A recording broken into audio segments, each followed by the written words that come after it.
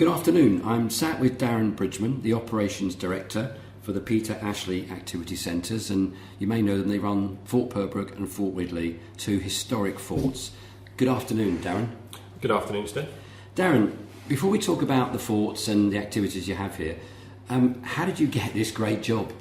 Yeah, it's a great job by sheer luck, I have to say. I've been working in education for 10 or so years, mainly in pupil referral units, working with guys and girls that were out of education, running outdoor ed, because it seemed like a fun thing to be doing. And what I was looking for really was something different, something that allowed me to continue to do the outdoor education that I love so much, but around evenings, weekends, holidays. And then I got an interview up here for an activity instructor. That moved on to being 3 interviews for activities in instructor's role, which I thought was a bit keen, but they ended up offering me a full-time role as a project coordinator. So yeah, jumped at it with both feet. And then once we got embedded in the role, I saw the facilities, saw the buildings, saw the fantastic things that we look to achieve up here. I was hooked and haven't looked back really. And going back now to November 2016, I was fortunate enough to be offered the role of operations director. I grabbed with both hands, and the team have been fantastic, and the process of managing a team and being part of that team and to now being the director of the charity, it's a fantastic opportunity. It's amazing, as I say, because it's such a unique occasion. So that kind of tells me how you got here. And how big's your team, by the way, now? So we employ 30 staff here, from full-time admin, reception staff, centre managers, finance officers, and instructors alike. Turning to the 2 forts, what are the main challenges of running these just unique operations? Yeah, so when I first rocked up and got involved in running the activities, it was quite clear that we weren't very well known. And for an organisation that had been here for 30 odd years, to know us you had to have been here. So I guess branding and exposure were the main hurdles initially. We found ourselves having the unofficial title of Portsmouth's best kept secret, which at the time probably wasn't the best business model. And with such a prominent position and fantastic facilities, we really had to focus hard on improving our marketing and awareness. What was really good to see that as we've started to push this forward through social media, printed advertising, editorials, there's been a real buzz about the charity, and we're getting people up now who are saying, I read about your organisation, as opposed to what do you do up here. So yeah, a real turnaround, but still lots of work to do. And I guess the age of the forts and the upkeep of them, that must be a challenge as well.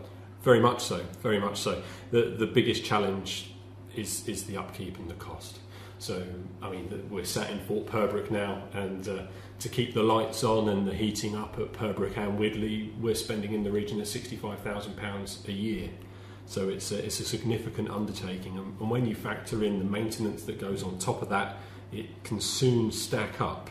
However, as we continue to start looking at what it is we need to achieve in the future, the cost will only grow, and the charity is sustainable and it's doing well, but we need to start looking at fishing further afield for our heritage grants and how we really look at addressing some of the issues here at the sites. As I was waiting for you to start the interview, I looked at your rolling video in reception there. Great advert for what you do.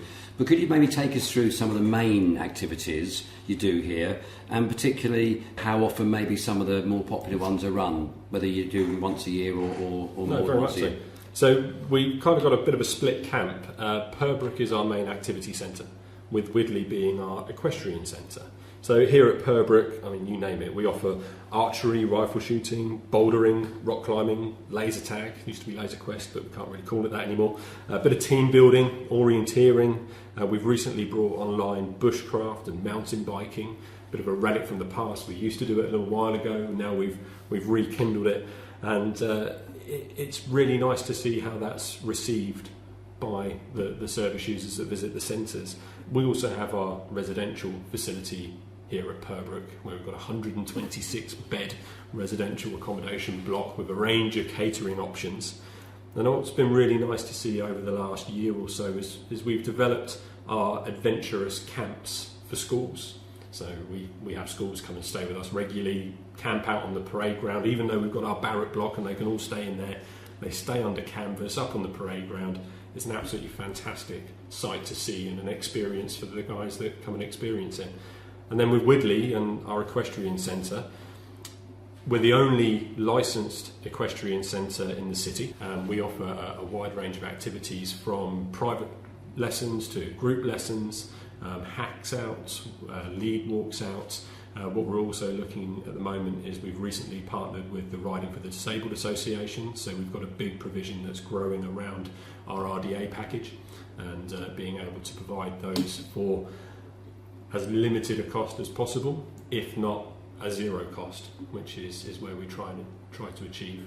So yeah, lots going on. There is. And just, I know we're going to come and talk about schools and colleges in a moment, but before we kind of get off the business and the team building and some of the activities, so can private businesses, book here, hire here, or run events here? I mean, does that happen often? Very much so. We're a youth charity, but we have to diversify our provision, and working with businesses is key to that.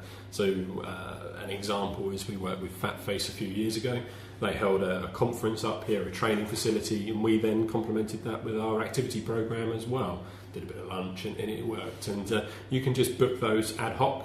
Obviously, give us a ring, don't just turn up. Make sure that all the booking processes are in place, and yeah, we can run a day to meet a range of needs. Brilliant. So as I mentioned earlier, from your marketing materials and your videos and the whole pictures I can see around the centre, you obviously do a lot of work with young people. What value do schools and colleges get from your facility here? Yeah, so value to me is an interesting concept. Of course, we provide fantastic value for money, I'm bound to say that. But part of our charitable aims is to provide young people with the opportunity to experience and participate in activities, and we feel that finance and cost shouldn't be a barrier to that. However, when you look at value in the wider context, we try to ensure that we work with group leaders to make sure that we meet their requirements for their young people. There's a value, not you can pay for something, but if what you're paying for isn't meeting your needs as a leader or as a participant, whether it's about you improving your climbing or your rifle shooting or being able to communicate effectively with your year 7 colleagues or friends that you've just come away to this activity centre with, then there's very little value in paying for something. So what we try to achieve here at the centre is being flexible, approachable, and listening to what the group's requirements are and what the staff require from the visit, and ensuring that we can tailor that to the opportunity to meet those needs. Fantastic. So finally, if anybody, business, school, college, anybody wants to get in touch with you, what are the best sort of routes to do that? Yeah, so we've very exciting. We've just pushed forward our new website, so that has...